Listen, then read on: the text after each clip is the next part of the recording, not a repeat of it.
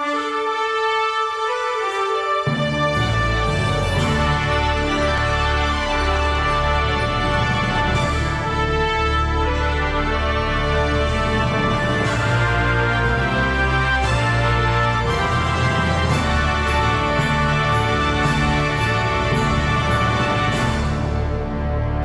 گرامی، درود بر شما. برنامه‌ای رو که ملاحظه می‌فرمایید برنامه‌ای است که از سوی جنبش نوزایی ایرانی برای همکاری با بنیاد نیکوکاری نوروز تهیه شده است. من سعید احمدی هستم و امروز در کنار یکی از ایزدی‌ها، مردی که با زبان خود تاریخچه زندگی و داستان خود و خانواده‌اش و همچنین ایزدی تباران رو به ما معرفی خواهد کرد، خواهید شنید. جنبش رنسانس ایرانی در جهت اطلاع فرهنگ ایران شهری همه ایرانیان و ایرانی تباران رو که در محدوده جغرافیایی فرهنگ ایران شهری قرار دارند در نظر دارد و به همین جهت چون ایزدی ها هم از ایرانی تباران محسوب می شوند و در هزارها در فلات بزرگ ایران زیسته‌اند، مورد توجه این جنبش هستند و به همین جهت در برپایی یک چنین برنامه‌ای ما سعی کردیم همکاری داشته باشیم با بنیاد نیکوکاری نوروز که در منطقه برای کمک به این ایرانی تباران می رود و همچنین از زبان خود اونها بشنویم که چه میگویند درباره خودشان. معرفی میکنم آقای الیاس، آقای حیدر الیاس، یکی از ایزدی ها و خواهش میکنم که ایشون خودشون رو معرفی بکنن. Would you please introduce yourself? Thank you so much, Doctor. My name is Haidar Elias. I am a member of the Yazidi community living in Houston, Texas. Thank you so much. ایشون آقای حیدر الیاس هستند و از کامیونیتی ایزدی ها هستند که در هیوستون تگزاس زندگی میکنند. Would you please tell us that how long you are living in Texas? I've lived in Texas in 5.5 years today. I came straight from Iraq, lived in Houston since then. ایشون از عراق مستقیما آمدن و با خانوادهشون در هیوستون تگزاس زندگی میکنند. So, what was the reason you decided to migrate from Iraq to Texas? One of the main reasons is all the entire Yazidi population has been persecuted by the predominant religions in the area. And as a member of the minority that I've decided to I had the opportunity to cooperate with the Americans, and I had the opportunity to apply for a special immigrant visa, and I had the opportunity to bring my family to whichever state that I choose. So I decided back in 2010 that I will come and permanently live in the United States. Thank you. ایشان به علت مشکلاتی که برای اقلیت‌های مذهبی که البته من هرگز دوست ندارم این کلمه اقلیت رو استفاده بکنم، ولی چون ترجمه میکنم گفته ایشون رو، و فشارهایی که به ایزدی ها آوردن و شکنجه هایی که به ایزدی ها دادن، ناگزیر به ترک سرزمین و خانه خودشون شدن. همراه خانوادهشون آمدن و در آمریکا این فرصت رو پیدا کردند که بتوانند به سایر ایزدی ها هم کمک بکنند. کسانی که در منطقه گرفتار هستند بتوانند ویزای آمریکا بگیرن و به آمریکا بیان. Heather, would you please tell us that how many Yazidis right now are in Houston, living in Houston? We have about 40 families in Houston, Texas, including individuals, single people who have also were persecuted as cooperating with the Americans in Iraq. And we have a small community in Austin, Texas. We have another small community in San Antonio, Texas. And we also have a larger community in Lincoln, Nebraska, and in Washington State, in Arizona. We have in Washington, D.C., and Fairfax, Virginia. We have and few families scattered, in Tennessee and Indiana and Michigan and all over the United States almost. And did they migrated after this? There were crisis pretty much happened? 3 waves as far as migration to the United States or Northern America per se. First one was back in 1991 when they were persecuted by the Saddam's regime back in 80s and were fled to Syria, and through the UN programs they were migrated to Europe and Canada and America, and yes, those countries. The second wave was back in 1999. Also, they were admitted to refugee programs from Syria, and that was the second wave. That was the largest wave. And the third wave was after 2003, after the Americans went to Iraq, and the Yazidis were one of the populations that willing to contribute to Iraqi freedom operation and contribute to the Iraqi future. So they cooperated with the new Iraqi governments plus the American and multinational forces. And they had the opportunity, they were persecuted because of that by the extremists. So that was the third wave that the interpreters, translators, culture advisors, contractors, whoever, basically even Iraqi soldiers, whoever who contributed to the new Iraqi government were persecuted. So that was the third wave after 2003. And it's getting larger. The third wave is still in its way. We have thousands of pending applications that are trying to make their way to the United States. Thank you. آنچه که من از گفته های آقای الیاس دریافت کردم این است که این مردمان در دوره‌های مختلف تحت فشارهای سیاسی و اجتماعی قرار گرفتند، ناگزیر شدن خانه و کاشانه خودشون رو ترک بکنن، مهاجرت به سوریه کردن و بعد مجددا مهاجرت به آمریکا کردن.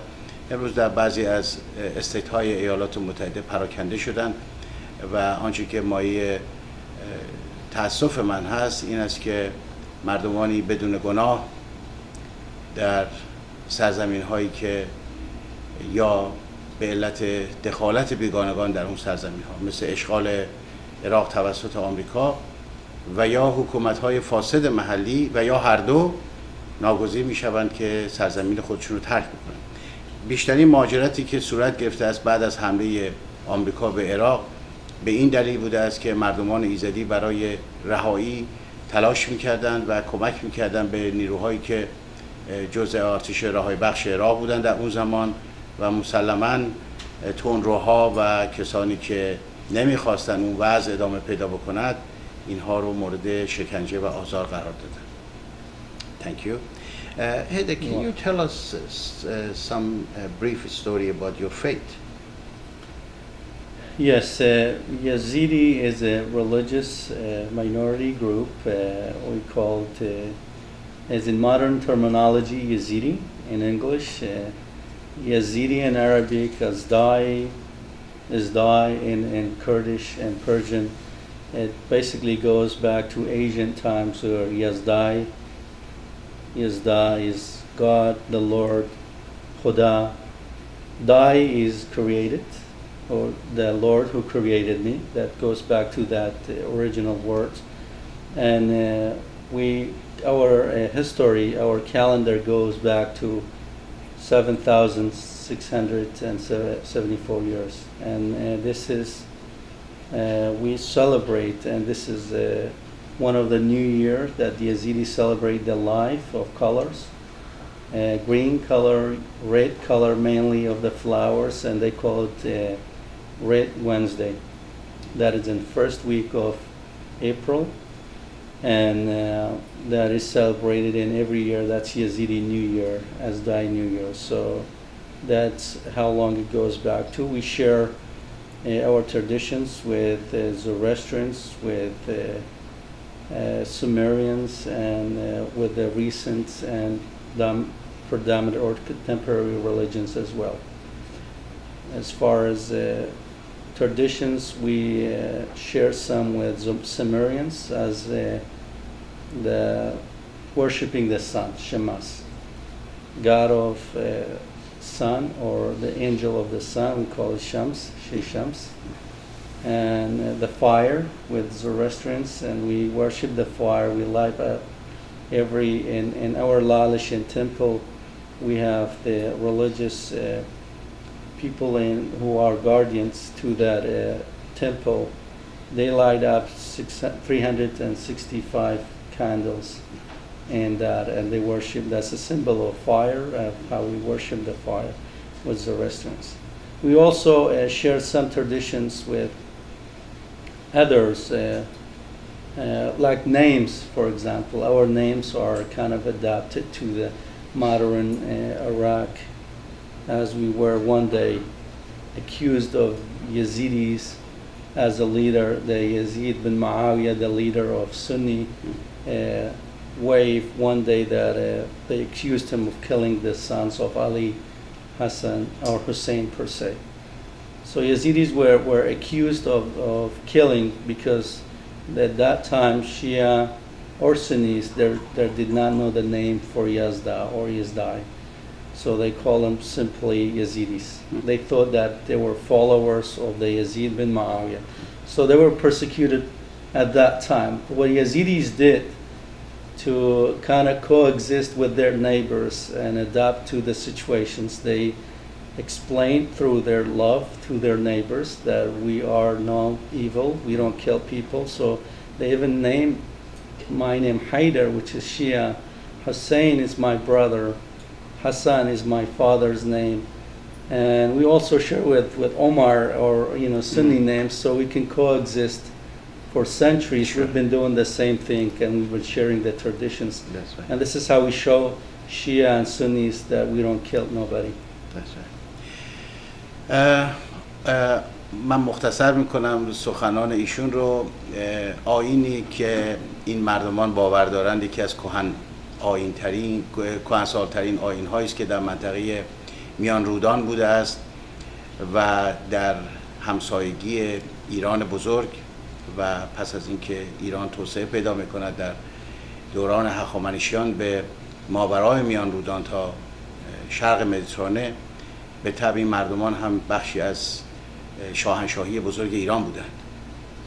آیینی که اونها دارند آیینی است که به سومریان شباهت‌هایی دارد، به آیین زرتشت شباهت‌هایی دارد و 365 شمع روشن می‌کنند به دلیل احترام به نور و روشنایی و خورشید، و اینان خداوند رو خدا می‌نامند یا یزدان می‌نامند. و البته متاسفانه باز به علت همون مسائل سیاسی متهم کردند این مردمان رو که اینها یزیدی هستند و به نوعی ارتباط دادن با یزید ابن معاویه. و امروز ما می‌بینیم که بسیاری از نام‌هایی که این مردمان دارند نام‌های غیر متعارفی است که متعلق به اونها نیست، ولی در طول تاریخ به ناگزیر برای بقای خودشون مجبور شدن که این نام‌ها رو برگزینند تا بتوانند به حیات و زندگیشون در منطقه ادامه بدن. مردمانی هستند بسیار صلح دوست، و وقتی که من این افتخار رو داشتم که با آقای بهمن مالیزاده به منطقه برم و این مردمان رو از نزدیک ببینم، حقیقتاً در چهره اونها جز مهربانی چیز دیگری نمی‌شود دید. مردمانی هستند بسیار مهربان، بسیار پاک و بسیار کوشنده، و در این کوه‌ها اینها با پای برهنه کودکان و زنان حامله، پیرمردها مسافت طولانی رو پیمودن برای اینکه در جای امن باشن. Can you tell us about your ethnicity? Where are you from? And originally, are you Persian? Are you from Arab? Who you are? Yes. Originally, we believe that the Yazidis share their history with Persia, Mesopotamia, civilization. So that it goes back to way a long time ago, perhaps more than 5,000 years. And we believe that throughout the history we've been separated. We've been scattered north, more east a little bit, and south to India. all the way to India, I should say. So our origins, we should say, in between Iran and Mesopotamia, in that area, Iraq today and Iran today, and right in between. As it shows, we have even a city that it's called Yazd, or Yazd, the city Yazd, that we had our ancestors perhaps came back from that region. Back in 7th centuries, perhaps after that, Yazidis were fled with Zoroastrians, and they went to India. They came back. A lot of them came back with a lot of new traditions that today they have in India. And Hindu community think about it, they wonder where that came from. But it had come from Yazidis fleeing from Iran to India to seek refuge. And then they had to, participate, they had to adapt to or assimilate to the Hindu culture. And then they came back with those great traditions, and they still live with it in northern Iraq. So our ancestors were not Arab per se. I shouldn't say that. We're Yazidis who share, who are very close with Zoroastrians, Iranian religions, and also part of Sumerian cultures that share with us. And it's, I should keep the answer short, I guess. My ancestors came from between Iraq, Iran, and Turkey. They fled about, I should say, my 11th great father. If I count from Hyder, it's going to be the 11th father that came from Turkey, fled from the genocides of Ottomanians a few centuries ago. The first one that he fled was back in 17th centuries. And the second one was in 1855. That was recorded by historians, and another one was 1885, and another one was 1912. But when Ottomanian regimes attempted to exterminate the Armenians, and at that time Yazidis were right there. And they had a lot of Yazidis were killed at that time. And as a result, now we have today, I should say hundreds of thousands of Yazidi families fled. Some of them fled to Syria, some of them fled to Iraq, and others fled to Russia, Georgia today, and throughout the time they went to other European countries, but mainly in Russia, Moscow, I should say. Today we have about 80,000 people out there, and we have in Georgia close to 30,000 people. We have in Syria, after the Syrian civil war, they've fled. They migrated to Germany, Canada, America, and all other countries. Thank you.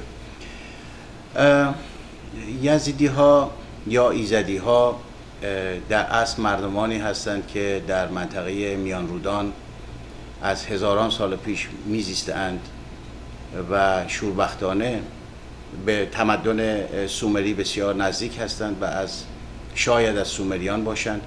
اما آنطور که من امروز از سخنان ایشون درک میکنم این است که اون ملیتشون رو از دست دادند. در طول تاریخ گاهی میبینیم که خاندانهایی که سالیان سال حکومت کردن برای صده‌ها، اینها میروند و جایگزین میشوند با خاندانهای دیگر، اما کشورها میمانند و ملتها میمانند. اما زمانی که کشورها از بین میروند، آن وقت مصیبت‌های این چنین پدیدار میشوند. آنچه که من میتوانم در اینجا اضافه کنم درباره کشور عزیزمان ایران این است که از 1979 به این سو تصمیم گرفتند که اون هویت ملی و تاریخی ما را از بین ببرند و بنابراین اگر ما در برابر این حرکت شوم نایستیم، روزی مانند ایزدی ها خواهیم شد که برای ما بسیار مشکل خواهد بود که پاسخ بدهیم از کجا آمده ایم.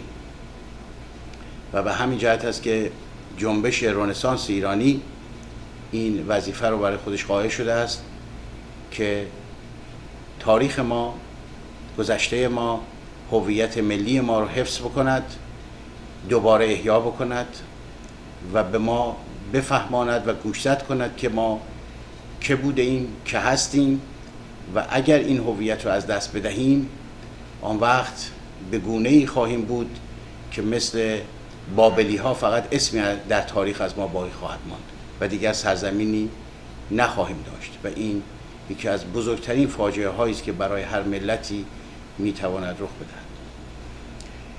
Can you tell me please that how many Yazidis, the total number of Yazidis in the world, in the area, in the Middle East and in Europe, in America, everywhere in the world, do you have any statistics of that how many? No specific statistic has been done about Yazidis because it's ethno-religious community, and when they go, they usually statistics or census, they go by cities and controlled by governments. But in Iraq, that until in 2014, I should say, the Yazidi community was about 600,000 in northern Iraq and Sinjar area. About 80% of them are from Sinjar. We also, I've mentioned previously, about 70 to 80,000 in Russia, and we have about 25 to 30,000 in Georgia today. And we used to have about less than 40,000 in Syria, but they gradually, periodically left the country as they were persecuted because of their identity. And now, today, we have perhaps about 5,000 in Syria, perhaps or less, and they cannot identify themselves currently. We have about 60,000, I should say 50 to 60,000 in Germany, maybe a little bit more than that. No statistic has been done. This is just an estimate. And in United States, about 2,000 to 3,000 people in the United States, yes. But they still come into the U.S. They've been admitting to the refugee programs, and there are thousands of families are still pending. That's pretty much it. We still have some in Iran who've left. We believe about 50,000, maybe more, in Iranian cities, eastern part of the country.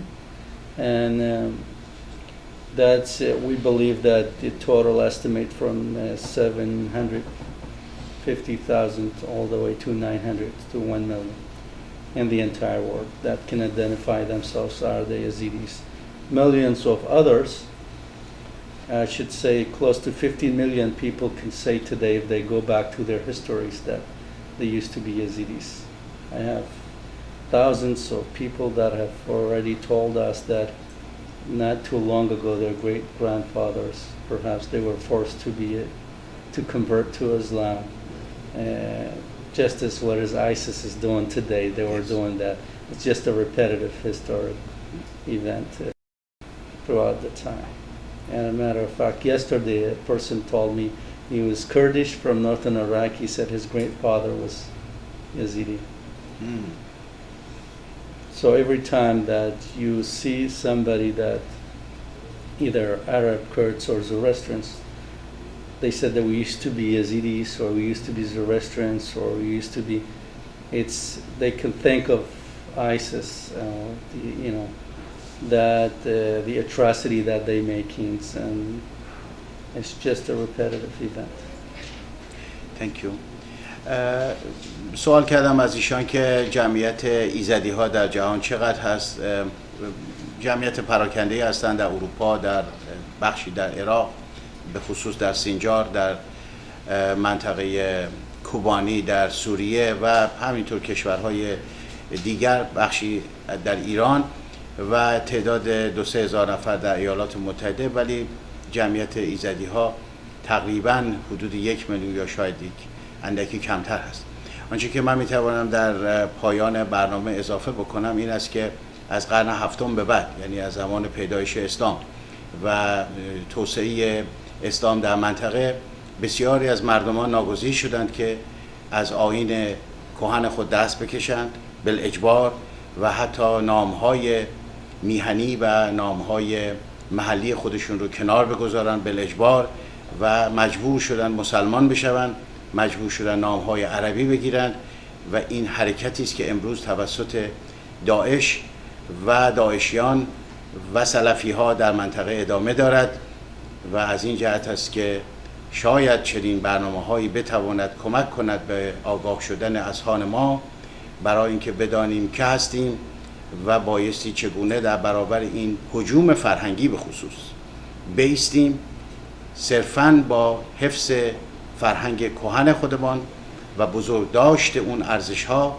ما قادر خواهیم بود، توانا می‌شویم که در برابر یورش بیگانگان و دشمنان فرهنگی ما مقاومت کنیم و بایستیم. As my last question, would you please tell me about your experience with Nowruz Foundation, and when did you become, to know this foundation, and what Nowruz Foundation did in the area to help your people? As a matter of fact, we received an email from the State Department, from the U.S. State Departments, stating that the Nowruz Foundation is very advocating for the Yazidis, for the minorities in Iraq. And they offered that if we can suggest, per se, that we can communicate with Mr. Bahman as the chief director for Nowruz Foundation. So at that moment we started communicating, and my colleague Murad was in Iraq. He was already helping the Yazidis, collecting donations and helping the Yazidi communities. And he met with Mr. Bahman in Iraq, and they went together to a trip to Sinjar Mountain, which was very dangerous at that time for humanitarian organizations to deliver the aids, where the area was very hot and the zone was kind of dangerous. So we communicated ever since. We've been cooperating, and they were helping delivering aids for the Yazidi people, clothing, formula for the babies, food and water. And ever since that, Mr. Bahman and his foundation, Nowruz Foundation, has been very supportive of the Yazidi people. He's been offering a lot of projects for the Yazidi women and also for the rest of the Yazidi community. Thank you. سوال کردم از ایشون درباره بنیاد نیکوکاری نوروز در همون زمان که فاجعه در منطقه آغاز شد. بنیاد نوروز هم در واقع کارش رو در اونجا شروع کرد. آنچه که ایشون گفتند این است که استیت دیپارتمنت به ایشون اطلاع میدهد و به آقای مراد که با این آقا همکاری میکنند که بنیاد نوروز میتواند به شما کمک بکند و در همون زمان در واقع ارتباطی پیدا می شود بین بنیاد نوروز و نمایندگان ایزدی ها من جمله آقای حیدر و آقای مراد و اینها مستقیما به منطقه می روند. مراد در اون زمان در منطقه بوده است که با ایشون هم ما یک مصاحبه خواهیم داشت و در واقع کمک هایی که بنیاد نوروز در اون لحظات حساس و در اون زمانی که منطقه در آشوب بوده و بسیار خطرناک بوده است، این در واقع گذشت رو بنیاد نوروز انجام میدهد، به خصوص آقای بهمن مالیزاده که مؤسس این سازمان هست و میروند و کمک هایی به مردمان خوب ایزدی در منطقه میدهند. بسیار سپاسگزاری میکنم از شما. Thank you very much Mr. هیدر و سپاس از شما بینندگان عزیز که ما رو همراهی کردید و با بهترین آرزوها برای شما پاینده ایران.